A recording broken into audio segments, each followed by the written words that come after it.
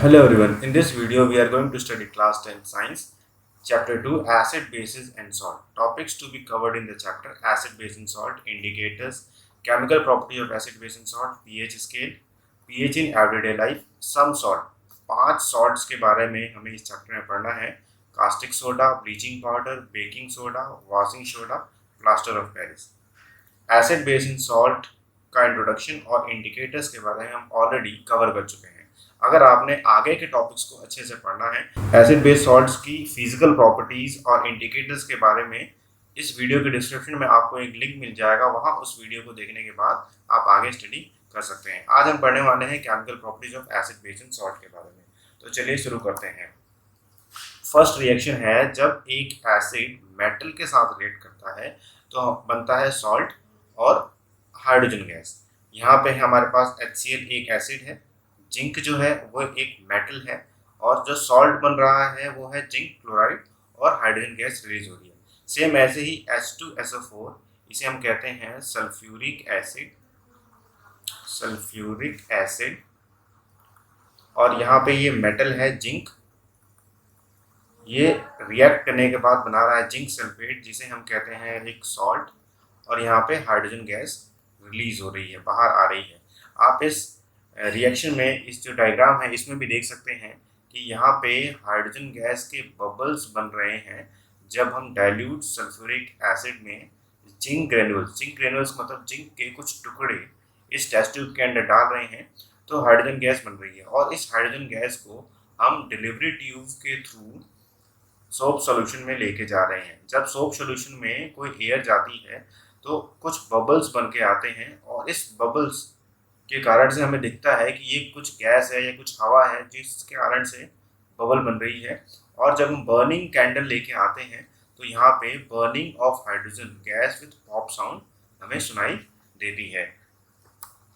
Next reaction है, अगर कोई बेस मेटल के साथ रिएक्ट होता है तो क्या बनता है। यहाँ बन रहा है सॉल्ट और फिर हाइड्रोजन गैस। तो सेम वही रिएक्शन है, जब एसिड मेटल के साथ रिएक्ट करता है तो भी सॉल्ट और हाइड्रोजन गैस बनती है। और सेम ऐसे ही जब बेस मेटल के साथ रिएक्ट करता है, यहाँ पे बेस है सोडियम हाइड्रोक्साइड यानी कास्टिक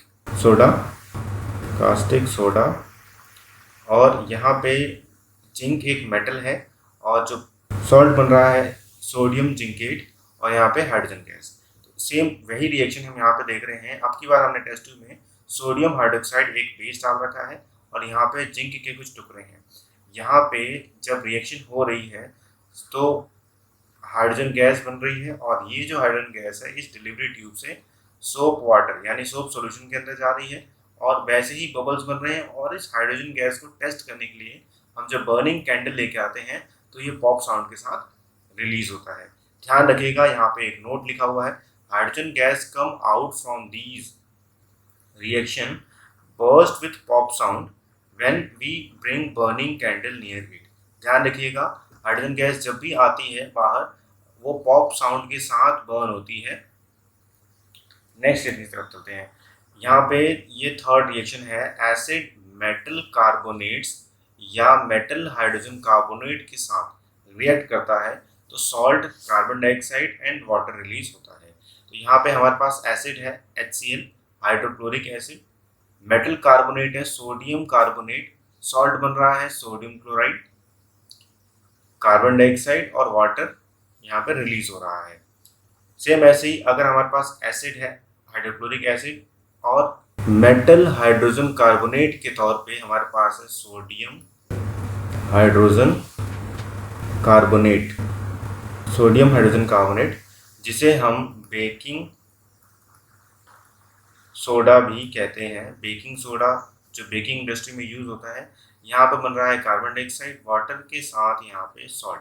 और ये रिएक्शन भी आपको ये दिखाई जा रही है कि यहाँ पे डाइल्यूट हाइड्रोक्लोरिक एसिड, यहाँ पे हमारे पास एसिड है डाइल्यूट हाइड्रोक्लोरिक एसिड, और इसके अंदर जब हमने सोडियम कार्बोनेट डाला है, सोडियम कार्बोनेट मतलब Na2CO3, तो यहाँ पे जो गैस बन रही है कार्बन डाइऑक्साइड, इस कार्बन डाइऑक्साइड गैस को हमने डिलीवरी ट्यूब के थ्रू एक टेस्ट ट्यूब में रखा है, और इस टेस्ट ट्यूब में हमारे पास पहले से ही कैल्शियम हाइड्रोक्साइड सॉल्यूशन मौजूद है। और जैसे ही इस कैल्शियम हाइड्रोक्साइड सॉल्यूशन में ये कार्बन डाइऑक्साइड गैस जाती है, कैल्शियम हाइड्रोक्साइड सोल्यूशन मतलब लाइम वाटर में जब कार्बन डाइऑक्साइड गैस जाती है तो लाइम वाटर जो है वो मिल्की हो जाता है, लाइम वाटर मिल्की हो जाता है।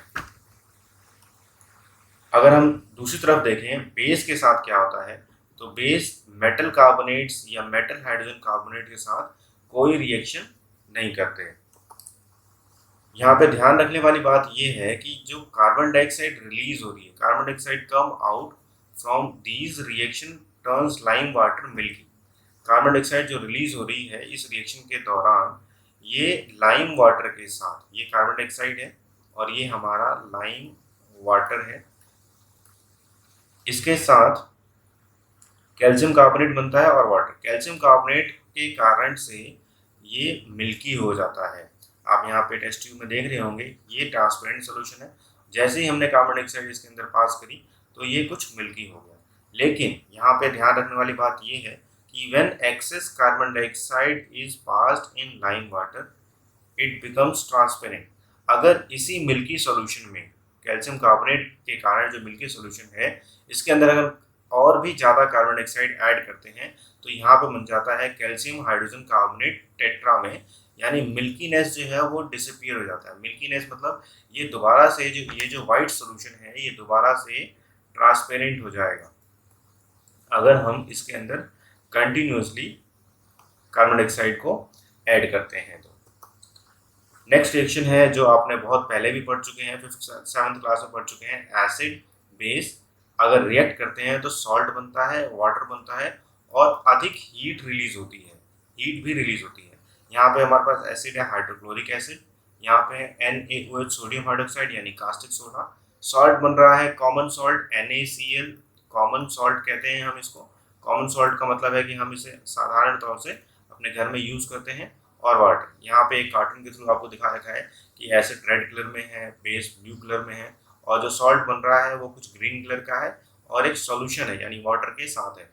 इस रिएक्शन को हम न्यूट्रलाइजेशन रिएक्शन भी कहते हैं। Reaction between acid and base is called neutralization reaction which produce enormous amount of heat with salt and water। यहाँ पे नेक्स्ट है एसिड मेटल ऑक्साइड्स के साथ रिएक्ट करते हैं तो सॉल्ट और वाटर यहाँ पे बन रहा है। यहाँ पे हमारे पास है एसिड है HCl, यहाँ पे एसिड है HCl और ये है मेटल ऑक्साइड। मेटल ऑक्साइड है कैल्शियम ऑक्साइड, कैल्शियम ऑक्साइड। यहाँ पे बन रहा है सॉल्ट कैल्शियम क्लोराइड और वाटर। यहाँ पे देख सकते हैं आप एक कार्टून के थ्रू, ये हमारे पास मेटल ऑक्साइड है जो कि बेसिक नेचर का होता है। मेटल ऑक्साइड बेसिक नेचर का होता है, ध्यान रखिएगा। और एसिड के साथ जब हम रिएक्ट करते हैं तो यहाँ बन रहा है सॉल्ट। क्योंकि ये बेसिक नेचर का है इसलिए एसिड के साथ रिएक्ट करने पे सॉल्ट बन रहा है, मतलब एक न्यूट्रलाइजेशन रिएक्शन टाइप रिएक्शन हो रही है और यहाँ पे पानी है।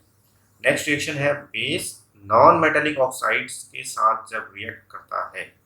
ये बेस जो है हमारा यहाँ पे है कैल्शियम हाइड्रोक्साइड और ये जो बेस है कैल्शियम हाइड्रोक्साइड बेस जब नॉन मेटेलिक ऑक्साइड्स यानी नॉन मेटल ऑक्साइड के साथ रिएक्ट करता है तो कैल्शियम कार्बोनेट सॉल्ट बनता है और वाटर रिलीज होता है।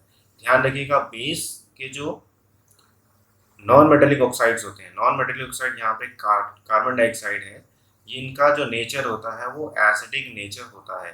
तो एसिडिक नेचर होने के कारण जब ये बेस के साथ रिएक्ट करते हैं तो सॉल्ट बनता है और वाटर बनता है, जो कि यहाँ पे दिखा रखा है कि ये बेस है, ये नॉन मेटेलिक ऑक्साइड है, सॉल्ट बन रहा है और वाटर रिलीज हो रहा है। Thanks for watching. Do like, share, comment and subscribe the channel for further learning. ध्यान रखिएगा कमेंट आपको जरूर करना है, इस कमेंट के से ही हमें पता लगता है कि हमें ये वीडियो अच्छी लग रही है या नहीं अच्छी लग रही है या इसमें कितनी इम्प्रूवमेंट की ज़रूरत है। Thank you very much.